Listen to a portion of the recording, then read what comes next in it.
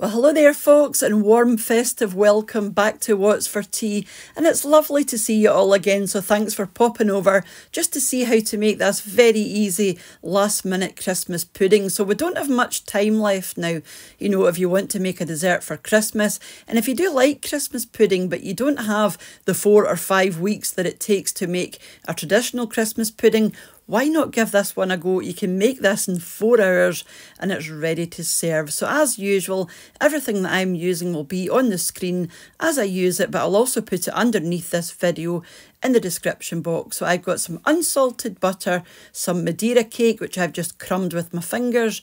I've got some mixed dry fruit, some cocoa. I'm also using sherry. I've got some dark chocolate and then just a few spices there. So for spices, I am using cinnamon, allspice, nutmeg, and also some cloves. So just classic Christmas flavours. I'm also going to melt the dark chocolate and the butter and then just pop those to the side for the time being. So just melt those in the microwave. This is the chocolate that I am using here. And like I said, I am using sherry, but you can use brandy if you prefer, or if you don't want any alcohol, just substitute that with apple juice. It'll work just as well. This is the sherry that I am using here, and these are my spices. So I've got 1 teaspoon of cinnamon, 1 teaspoon of allspice, half teaspoon of nutmeg, and half teaspoon of ground cloves. So yeah, just classic Christmas spices. This is my mixed dry fruit here, so it's just currant, raisins, sultanas, and mixed peel as well, but use whatever combination you prefer. I am also using 1 tablespoon of cocoa powder, and this is the one that I am using here just because I had it in the cupboard. I didn't go out to buy it especially, so just anything you've got. This is my Madeira cake here, but you can use any sponge cake that you like, or vanilla pound cake, whatever works, or you could even use chocolate cake. It's up to you. So you want a sort of pudding shaped bowl. Mine's is 1.5 litre, and you want to line this with cling film just so that it's easy to unmold at the end. So make sure you've got plenty of overhang. So just combine everything in a big bowl. So that's my cake, the dried fruit, the cocoa powder, the spices, and you want to give these a really good mix together just to make sure the mixture is nice and uniform all the way throughout. And then on top of that, we're going to start adding wet ingredients. So I'm going to add my sherry or apple juice or brandy, depending on what you're using. And I'm just going to give that a good mix through.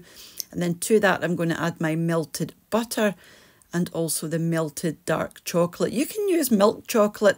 If you don't like dark chocolate, you can use the milk chocolate, but you won't have as dark a pudding at the end. And I was going for a nice dark pudding.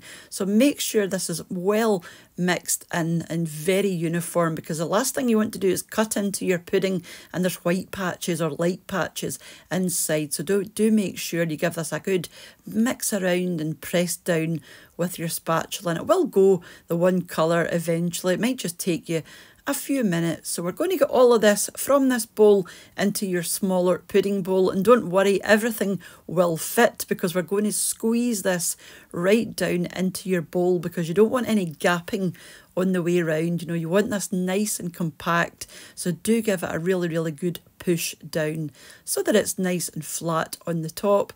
And then we're just going to cover this loosely with the rest of your cling film. This part doesn't really matter. I mean, your cling film is just going to act as a handle at the end of the day to enable you to pull that out of your bowl. So it doesn't have to be neat and tidy at all. So I gave this one overnight just because I was in absolutely no rush for it. But if you're making this on Christmas morning, refrigerate this for about 3 hours and it will be ready to serve. But I would suggest doing this first thing in the morning as one of the first things that you do. And then obviously by tea time, I don't know what time you have your Christmas dinner, 1 o'clock, 2 onwards, it's going to be absolutely fine. But you do want to give this a minimum of 3 hours, so you can do this 3 or 4 hours in advance and it'll hold up beautifully. And all you have to do now is make your sauce.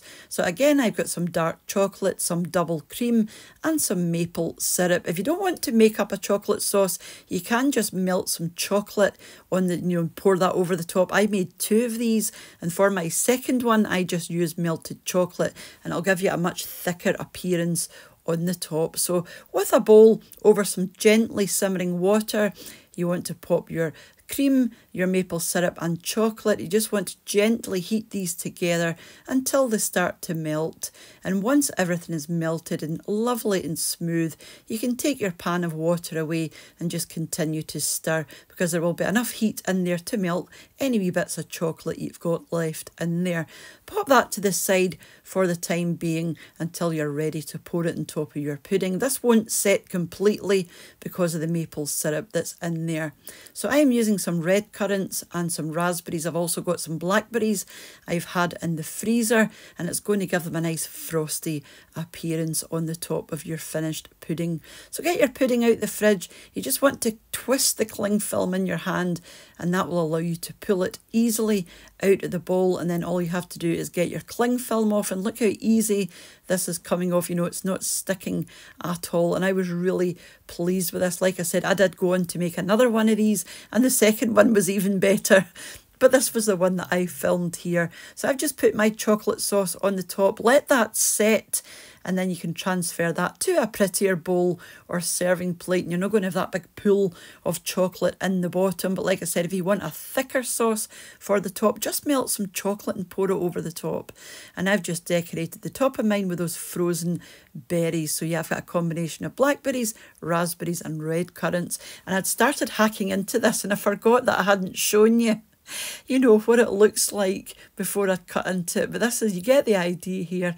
It's just so lovely and very, very rich. So you won't want much of this at all. It's very rich, not very sweet because the dark chocolate, but you can of course use the milk chocolate like I said.